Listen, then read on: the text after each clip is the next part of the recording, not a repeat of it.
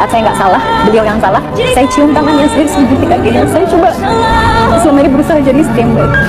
Sejak 24 Juli lalu, Zeda melaporkan suaminya Habib Ali Zindan ke Polda Metro Jaya atas dugaan KDRT. Setelah menikah itu, di awal-awal itu sudah ada perbuatan-perbuatan tidak beradab yang dia lakukan kepada saya. Sebagai istri, diperlakukan seperti budak ya. Bahkan seorang budak pun masih dimuliakan, diizinkan untuk hamil oleh seorang raja. Habaib datang ke Indonesia bukan untuk melas. Kami nggak diajarkan minta-minta, saudara. Jangan khawatir. Habaib datang ke Indonesia bukan untuk meraup daripada harta, enggak. Kami tidak mencari jabatan, enggak. Kenapa? Itu bukan didikan dari keluarga kami. Nanti kalau si Ali ini udah kena, ini bisa jadi efek jerak untuk kaum Balawi lainnya. Nah, karena si Ali ini belum dipenjara, jadi sampai sekarang kaum Balawi lainnya belum merasa takut dan segala macam. Belum ada efek jerak. Si Alinya ini sekarang juga masih tertentang, dia merasa kebal hukum. Belum dipenjara. Bisa kamu menjarain saya? Nggak bisa. Dia masih sombong dengan kearoganannya. Didikan keluarga kami, lihat bagaimana Habib Salim bin Ahmad bin Jindan, saya punya kakek, keluar masuk penjara. Kenapa bisa keluar masuk penjara? Membakar semangat perjuangan masyarakat Indonesia untuk merebut kemerdekaan, saudara. Jadi Anda jangan berpikir, ini habaib di Indonesia jasanya apa? Banyak, itu yang baru kecatat. Itu yang baru ketahuan, masih banyak lagi daripada keluarga Nabi Muhammad yang tidak mau masuk buku karena perjuangannya ikhlas karena Allah dan Rasul. Kami nggak cari madah pujian, kami nggak cari tempat kedudukan, yang kami cari ridho Allah dan Rasulnya. Sehingga hal ini perlu diungkap, saudara sekalian. Saya akan ulang-ulangkan di sini. Yang pertama, selama menikah saya sering dipaksa menonton video porno setiap kali hendak berhubungan suami istri. 1. 2. Saya selalu dipaksa menyiapkan alat kontrasepsi, kondom, pil KB setiap kali sebelum berhubungan suami istri. Jika tidak, saya tidak akan diberi nafkah batin. Kau tidak punya otak, nah. Dan saya sempat dirawat di rumah sakit jiwa kurang lebih setengah tahun gara-gara si Dajjal ini. Dia tidak ubahnya memperlakukan saya seperti pelacur, padahal saya ada istrinya. Padahal saya adalah istrinya. Parah ya Habib Putra Dayang. Yang ketiga, selama 2 tahun menikah, saya dilarang untuk hamil memiliki anak. Namun istri lainnya dihamili berkali-kali. Dia memperlakukan saya tidak ubahnya seperti budak seks. Kami nggak cari madah pujian, kami nggak cari tempat kedudukan, yang kami cari ridho Allah dan Rasulnya. Sehingga hal ini perlu diungkap, saudara sekalian. 4. Berkali-kali dia membujuk saya untuk melakukan seks menyimpang dari belakang, tapi saya selalu menolak. Itu kekerasan seksual. Dua kekerasan ekonomi. Saya jelaskan dulu, Pak. Ya, saya mohon izin sebelumnya. Dua kekerasan ekonomi. Selama 2 tahun menikah, dia tidak pernah memberi nafkah saya secara layak untuk makan, pakaian, dan lain-lain. 3 kekerasan psikis mental. Selama menikah, dia berselingkuh dengan puluhan perempuan. Kami nggak cari madah pujian, kami nggak cari tempat kedudukan, yang kami cari ridho Allah dan Rasulnya. Kalian tahu sampah? Ini sampah. Kalau kakek moyang kami betul-betul dilaknat oleh Allah, dusta kepada Allah dan Rasulnya, pasti di dalam keluarga habaib ada perampok, ada pembunuh, ada germo, ada bandar semuanya. Suka zina, tukang kawin buang. Puluhan wanita chat ke saya. Ada yang disetubuhi, dihamili, lalu ditinggal, tidak dinikahi. Ada yang sering dikirim gambar-gambar porno, dikawin beberapa hari, minggu, langsung dicerai paksa. Ada bukti chat-chat korban semua masih saya simpan. Lalu selama 2 tahun menikah, kami tidak pernah tinggal 24 jam.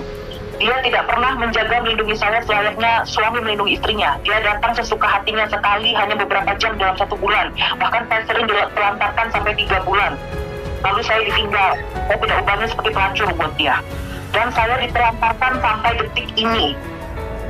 Ya Bapak, akibat adanya banyak kekerasan tersebut, saya pernah mencoba bunuh diri berkali-kali karena saya merasa buruk, saya merasa diperlakukan begitu hina. Saya mengalami depresi berat, akut, sampai dirawat di rumah sakit jiwa hampir setengah tahun. Ada bukti rekam medisnya, semua sudah saya serahkan ke penyidik. Bahkan sampai sedetik ini saya masih dalam perawatan psikiater, mengkonsumsi obat-obatan dari psikiater, dan saya sudah tidak bisa lagi beraktivitas normal seperti dulu. Ada bukti rekam medis semuanya, Pak. Saya sudah menjalani pemeriksaan fisik psikis di rumah sakit Polri. Saya sudah melaporkan kekerasan tersebut pada Komnas Perempuan, pihak berwajib Polres Metro Bekasi. Bahkan beberapa waktu lalu Polres Metro Bekasi sudah diberikan surat secara khusus oleh Komnas Perempuan untuk segera memproses kasus ini dengan cepat. Iya, Mbak. Betul. Iya, Mbak. Bapak. Gambarannya seperti itu ya. Baik, nanti saya sampaikan kepada ketum. Kemudian nanti saya minta kepada ketum untuk segera mengumpulkan tim advokasi dari PWLS ya. Kemudian nanti saya akan kabari ke Mbak kapan dan di mana kita akan ketemu di Tangerang ya, tempatnya di sekitar Tangerang ya, maunya Mbak ya. Ya. Ya, nanti di sana ada sekretariat kita kok Mbak di sana. Itu jadi lebih baik ketemunya di sekretariat aja gitu kan, karena satu faktor lebih keamanan kepada Mbaknya sendiri. Gitu. Kalau Mbak Cleopatra sama ya, kurang lebih seperti itu ya. Mbak Cleo udah keluar kayaknya, Pak. Udah keluar. Nanti kalau masalah Pak Cleopatra nanti saya jelaskan ke Gus ya. Tadi soalnya beliau udah cerita semua sama saya. Enggak, jadi gini, saya kan tadi sudah cerita sama yang ke saya kan, jadi nanti Mbak Cleopatranya juga harus hadir itu, diwawancarai oleh tim advokasi gitu loh.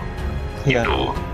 Ya kan, kalau ini kan para pengacara ini yang harus wawancara langsung gitu loh, ya kan, dengan mereka gitu loh, saya. dan para korban ini gitu. Jadi nanti Mas Malik tolong kirimkan nomornya ke saya, berikut dengan nomornya Mbak Jeda Salim ini. Saya minta izin ya Mbak ya, untuk Izin ya, nge-share Pak. nomornya ya. Ya. Terus juga Mbak Cleopatra. Nah nanti ini kan sekarang ini kan lagi mau ada acara penakiban. Habis ini saya akan sampaikan ke ketum. Nanti saya akan dorong ketum untuk segera mengadakan pertemuan dengan tim pengacara kita di Tangerang sesuai dengan apa yang diminta oleh Mbak Jeda Salim. Gitu ya. Oke? Ya. Oke. Ya, oke Mbak. Terima kasih ya Mbak ya. Ya, Mbak. Mohon maaf. Dan sabar ya Mbak. Insya Allah kita akan dukung sampai selesai. Bagaimana keluarga Nabi Muhammad jasanya besar, dan umat ini harus dihubungkan kembali dan dieratkan kembali kepada keluarga baginda Nabi Muhammad.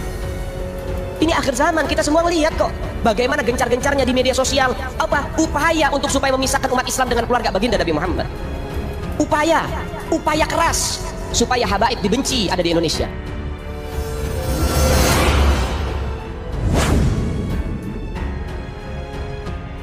Wahai muhibinnya Habib Ali Jindan, belum sadarkah kalian dengan kebejatan yang nyata di depan kalian? Belum cukupkah bukti nyata yang ditunjukkan Tuhanmu di depan mata kalian? Itulah kebejatan dan rusaknya mental junjungan yang kalian elu-elukan, yang kalian puja-puja, yang kalian muliakan, yang selama ini kalian perlakukan dan kalian anggap orang suci yang bisa membawamu ke surga nanti.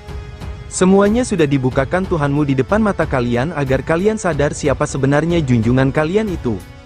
Dengan apa yang dialami Zeda Salim ini, semua kebejatan Habib Ali Jindan akhirnya terbongkar.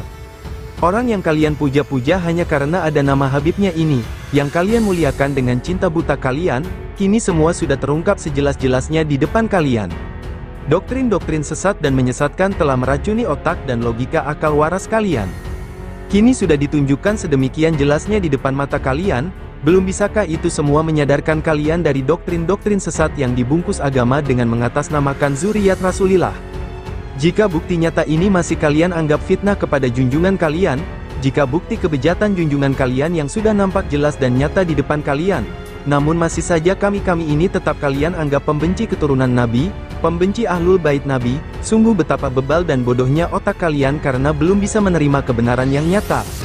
Mengapa kalian tidak gunakan akal kalian? Ketika ada ulama pribumi Nusantara Kiai Imaduddin Usman Al-Bantani yang membuka kepalsuan dan kebohongan mereka, menjelaskan dengan sejelas-jelasnya berdasarkan kitab nasab, berdasar histori sejarah, bahwa mereka bukanlah keturunan Rasulillah.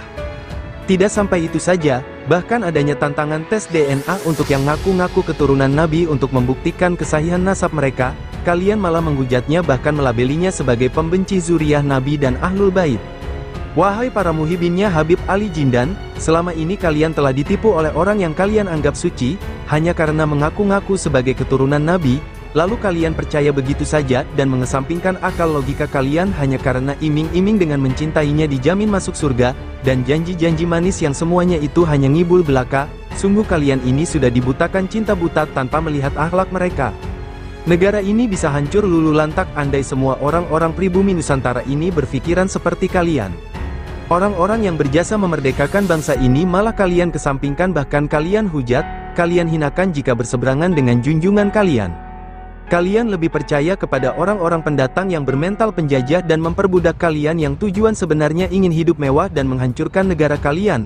Ya, memang benar, negara ini bisa hancur jika dikuasai Habib yang ngibul dan pengikutnya yang ngawur. Semoga video ini bisa menyadarkan kalian dari perbudakan orang-orang yang selama ini kalian anggap orang suci dan hanya bermodal mengaku-ngaku sebagai zuriat Nabi. Saat saya nggak salah, beliau yang salah, saya cium tangannya, saya sebuti kakinya, saya coba selama ini berusaha jadi istri yang baik. Sejak 24 Juli lalu, Zeda melaporkan suaminya Habib Ali Zindan ke Polda Metro Jaya atas dugaan KDRT. Setelah menikah itu, di awal-awal itu sudah ada perbuatan-perbuatan tidak beradab yang dia lakukan kepada saya. Sebagai istri, diperlakukan seperti budak ya. Bahkan seorang budak pun masih dimuliakan, diizinkan untuk hamil oleh seorang raja.